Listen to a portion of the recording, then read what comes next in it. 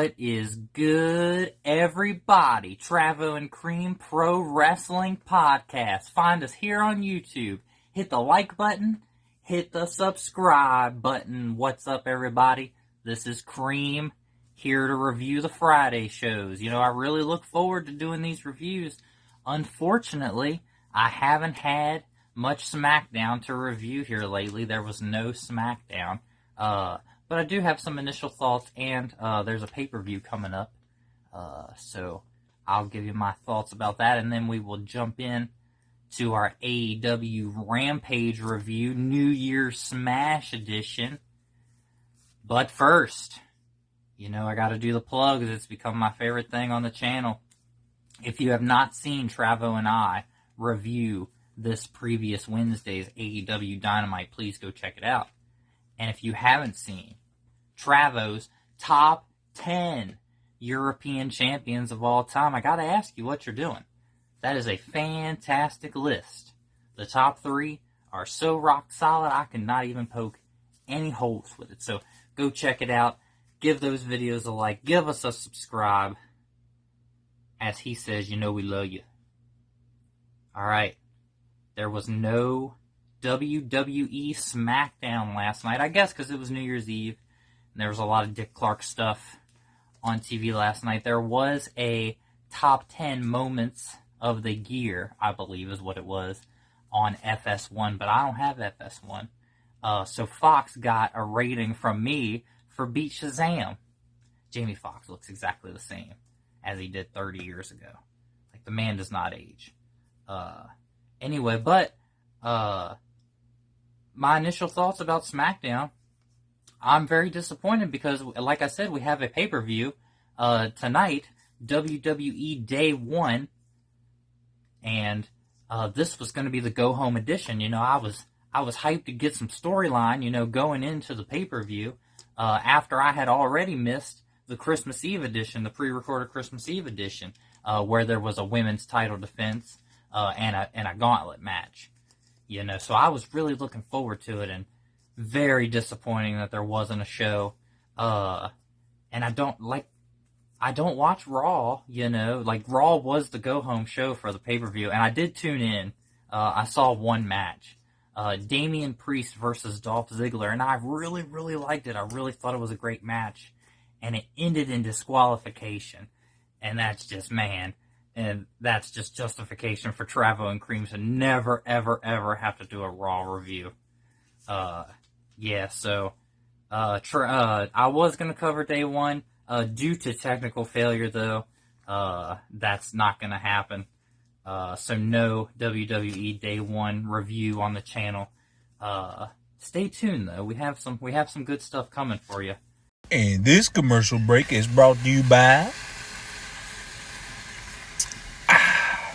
Milo's Tea. This is not a paid sponsorship, a paid advertisement. I just love the tea. So yeah, let's just jump right into our AEW Rampage review. New Year's Smash, of course, this was on New Year's Eve. From Daly's Place in Jacksonville, AEW's home place. Excalibur, Tony Schiavone, and Ricky Starks on commentary. Kicked off with a match. Darby Allin with Sting versus Anthony Bowens with Max Caster. They are the Acclaimed. Max's rap grade, I give him a C+ for this one, you know. He was talking about Darby having a daddy fetish. That's pretty much all I picked up from it, though. So C+, you know. Wasn't anything spectacular. But the Acclaimed, you know, I still like them. They're growing on me. This was a good match. Darby took some nasty bumps, as he always does. You know, that's typical Darby Allin match style, no matter who he's facing. Yeah, says here, he took a nasty bump to the outside off the ring post. Totally sounds like something he would do. Put his body in danger. Darby wins with the coffin drop, of course. You know, he wasn't going to lose this. Then after the match, while Darby and Sting are celebrating, Andrade comes out on the ramp. So, interested to see a Darby versus Andrade feud. I would definitely be into that. But while Darby and Sting are distracted, the Acclaim attack from behind and they lay them out. So still the Acclaim and Darby and Sting feud still very heated, still going on. Next up, we had Taz, Team Taz. He was breaking down Hook. Huge fan of Hook. But of course, Taz is Hook's dad. So of course he's, making him sound awesome, but he is awesome. Some of those suplexes Hook does, and he wins with the Taz mission. It's good, man. It's good. He's booked exactly how Braun Breaker wishes he was booked. Yeah, putting that out there. So probably get some heat for that. Leave a comment down below. Next up, we had just the craziest, and I cannot stress this enough, the craziest women's tag team street fight. It was Penelope Ford and the Bunny versus Anna Jay and Tay Conti. Like, you talk about blood. There was lots and lots of blood in a women's match. And this was a fantastic match. Bunny almost immediately starts bleeding from a weapon shot. Tay Conti was bleeding. Penelope does a moonsault on the outside onto one of the girls who was laying on the table. The table did not break. It was a crazy impact. Like, this match was so brutal, and there was just too much action to call. Just lots of weapon spots. Thumbtacks. There was thumbtacks in this. Anna Jay suplexed. I don't remember if it was Bunny or Penelope into the thumbtacks, but oh my goodness, it was freaking crazy. Suplexes into chairs. Man, like, these women, their match called for a blood feud, and this was a very bloody match. The ending was Anna Jay wrapped some barbed wire around her arm, and she did her sleep a hole. Shout out to Travo there. Yeah, she put Bunny in the sleeper hold with the barbed wire assist to get the win. Bunny had to tap out. Man, what a crazy match from these ladies. I'm hoping, crossing my fingers, that this is a star-making performance for these women, and it's nothing but big things from them. I've been a huge advocate of the women's division, so hopefully it's going to pay off.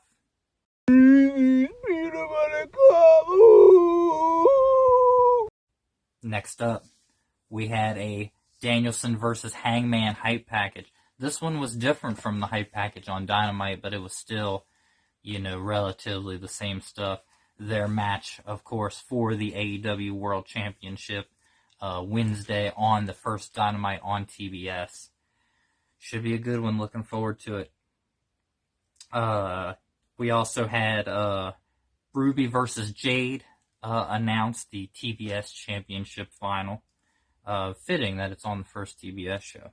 MJF in action, and then the tag title match, Playa, Luchasaurus and Jungle Boy Jurassic Express versus Los Lucha Brothers. That's going to be a banger. Next, you knew what time it was because we had a Mark Henry interview. And it just, like, the managers talked for the participants. It was Ethan Page versus Cody Rhodes for the TNT title, but Dan Lambert talked first. He wasn't as annoying as he has been in the past. I don't absolutely hate Dan Lambert. It was tolerable this time, but Arn Anderson's promo, man, he continues to give old man nonsense promos, and it literally sucks my soul. No wonder people are booing Cody with Arn as his manager. I'd be booing him too. Well, I'm not booing him right now. I am in the Cody camp at the moment. But yeah, and I don't even remember necessarily if Mark Henry got his catchphrases over in this one. I don't remember him saying, "It's time for the main event." I don't remember him saying that. But he might have. It was New Year's Eve and I was drinking, so I could have missed some small little details like that. Then we had the match. Ethan Page with Dan Lambert and Scorpio Sky versus Cody Rhodes with Arn Anderson and all kinds of interchangeable Rhodes family people. Yeah, Cody gets booed on his entrance, but then at the start of the match, there was "Let's go Cody" chants, so the crowd was pretty 50-50 for Cody. He's very polarizing, but I don't think he's as hated as maybe they think he is. Like, where they were going with it was he was absolutely hated by everybody, but he would still act like a good guy, like, he was the best. Yeah, there was 50-50 chance throughout the match. Let's go Cody. Cody sucks. This was a fantastic match, though. If I didn't say that at the top, these guys can really go. Ethan Page, he definitely impressed me. I knew what he was capable of, because I've seen lots of the North matches and stuff like that, and stuff he's already done in AEW, but this was really good. Scorpio interfered a bunch. It got to a point where Dustin had come out to even the odds, and Dustin Rhodes, and him and Scorpio Sky fought back up the ramp, and that got rid of him. Let's see. Page kicks out of a crossroads, burying it. Crossroads, I continue to say, the most buried finisher in wrestling today, if not ever. But Cody eventually, after some fighting, he powers through. He hits 2 crossroads, followed by a Tiger Driver 98. Didn't look like the pedigree this week, so maybe he's easing on that. He's not trolling as much. Cody wins, and he retains. And they celebrate as we fade to black. So another successful title defense for Cody. I'm interested to see where Darby and Andrade end up going. I'm a huge Andrade fan. So there's a lot of good stories. There's a great card on Dynamite. I'm looking forward to it. If you're not going to catch it, at least catch our review next week, because there definitely will be one. Yeah, guys, so until next time, hey, this is Cream, and we'll see you next time.